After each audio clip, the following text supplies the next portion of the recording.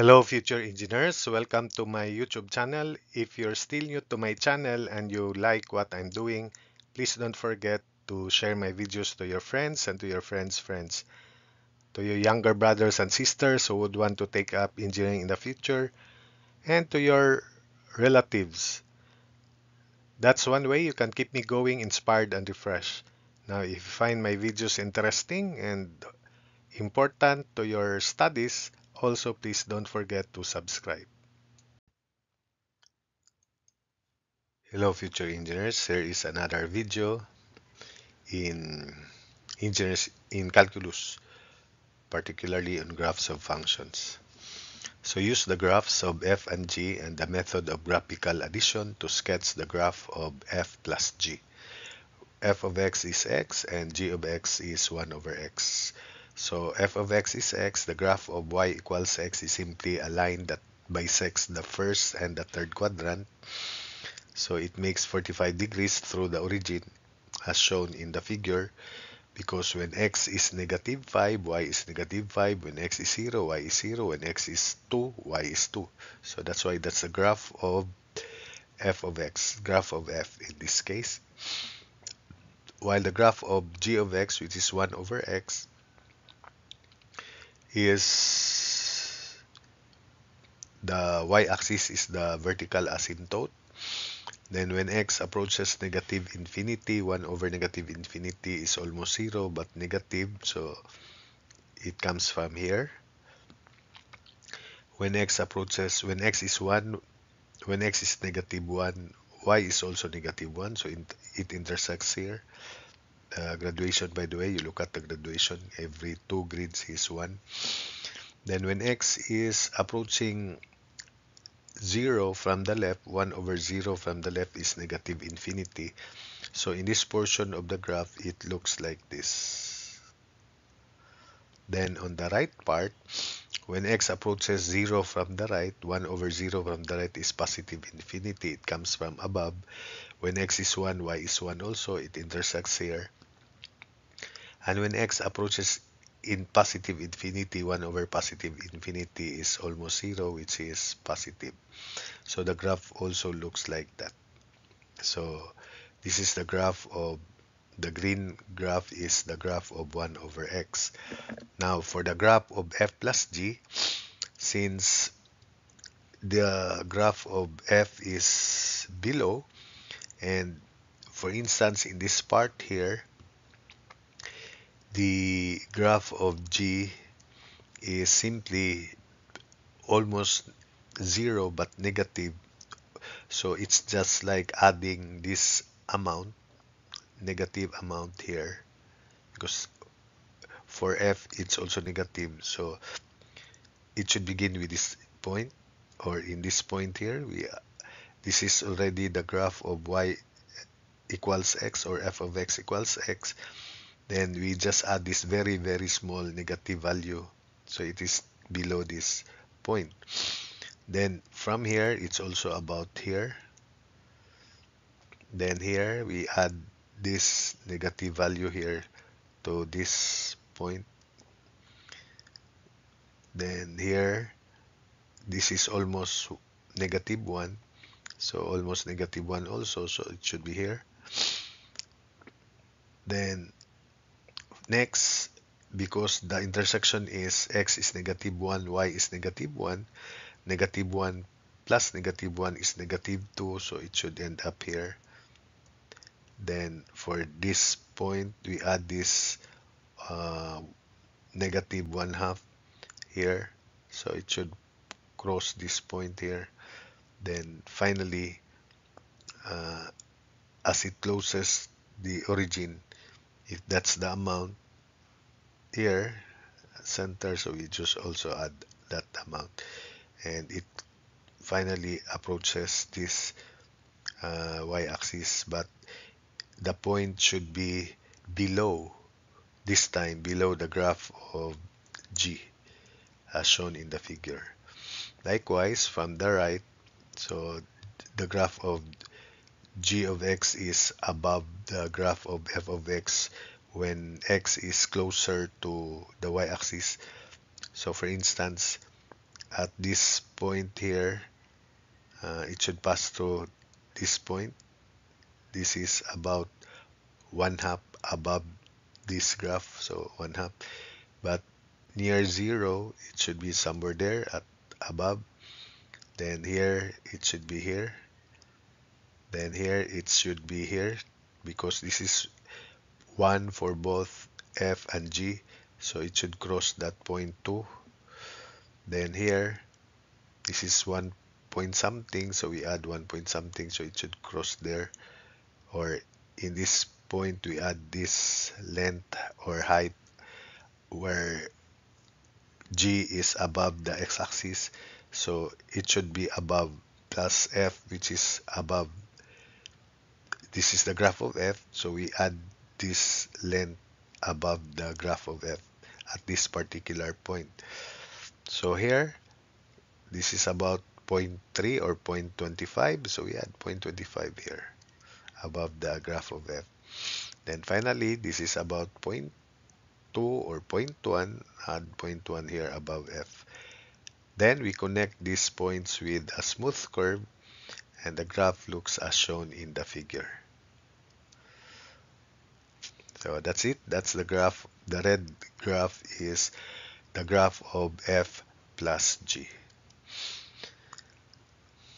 So I hope that you gain techniques in sketching graphs by combination or combining, even with this approximate method. So the next exercise, find the functions f of g, g of f of f, and g of g and their domains. By the way, if you want to anticipate the solution to these exercises, then you may, but you have to pause the video. So for part A, f of g is f of g of x. So meaning to say, the value of x here is replaced by g of x, which is 1 minus square root of x. So it would be f of g of x is sine of quantity 1 minus square root of x. Since sine function is defined everywhere, positive or negative, but this value here will only be defined if x is either 0 or positive. It doesn't mean if the value 1 minus square root of something is negative. It doesn't mean as long as this radical is defined. So because sine is defined everywhere from negative infinity to positive infinity, but square root of x will not be defined if x is negative. So therefore, the domain would be from 0 to positive infinity, the value of x here, and that's the domain of the entire f of g or f of g of x. So f of g is sine of quantity 1 minus square root of x, and the domain is 0 to positive infinity, including 0, because square root of 0 is 0. Then any positive value will make this expression defined. So even if square root of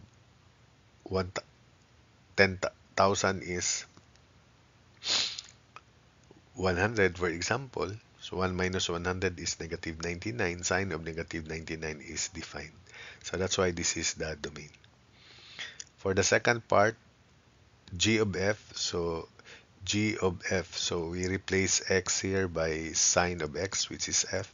So g of f is g of f of x, and that is 1 minus square root of sine x. Take note that square root of sine x may be positive or negative for any value of x. Take note that sine x is periodic. Sine x would be negative 1 and negative for situations where x is pi over 2, between pi over 2 and between 0 and negative pi. So if you imagine, for example, sine of 0 is 0, sine of negative pi over 2 is negative 1, and sine of pi is 0. So in that interval, sine of x is negative, and square root of negative is not defined, except where it is 0, like 0 and pi, and negative pi. So what else? It is negative between pi and 2 pi, pi and 2 pi. Pi over 2 is sine of pi over 2 is 1. Pi, sine of 3 pi over 2 is negative 1. Sine of 2 pi is 0. So it is again negative between pi and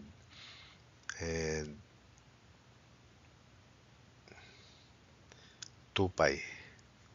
So therefore, the domain is from 2n pi plus pi plus 2n pi. So g of f is sine of quantity, g of f is equal to 1 minus square root of sine of x, and the domain would be x such that x is an element of this closed interval 2n pi, comma pi plus 2n pi, where n is an integer. So for instance, if n is negative 1, so it should be, the value of x should be between negative 2 pi, and pi plus negative 2 pi is negative pi, so it is defined there, negative 2 pi to negative pi, pi to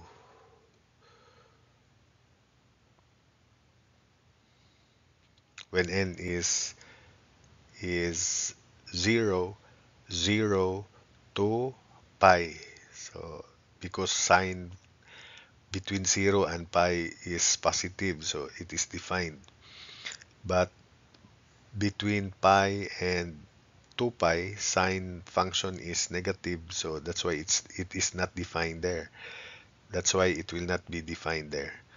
So this is the domain where n is an integer.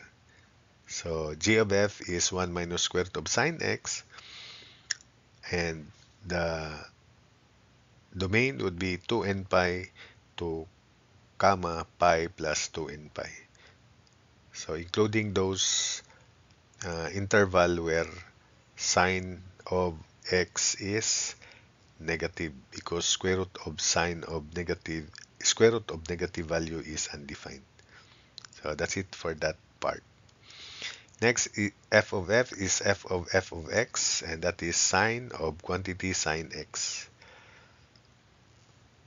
Since sine function is defined everywhere, whether sine x is positive or negative, any value of x, sine of any value of x is defined, and therefore sine of any value of sine x is also defined. The domain would be negative infinity to negative infinity. So f of f is sine of x, and the domain is negative infinity to positive infinity. Then lastly, g of g. So it is 1 minus square root of 1 minus square root of x.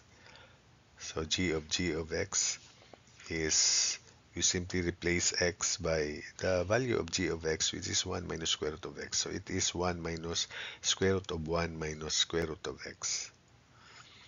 Since the radicand here should be 0 or positive to be defined, and that happens when x is greater than equal to 1, but it should not be greater than 1. So x could be 0, so that this is square root of 1, but it should not be more than 1, because when x is more than 1, for instance, it can be 1. So that 1 minus square root of 1 is 0. So that is defined, but if x is more than 1, this becomes 1 minus a value which is greater than 1, so that would be negative. So therefore, the domain here is the closed interval 0 to 1, and it should not be more than 1, and x cannot be negative also. So g of g is equal to 1 minus square root of 1 minus square root of x, and the domain is the closed interval 0 to 1, or 0 comma 1. So that's it for this video. I hope that you learned something.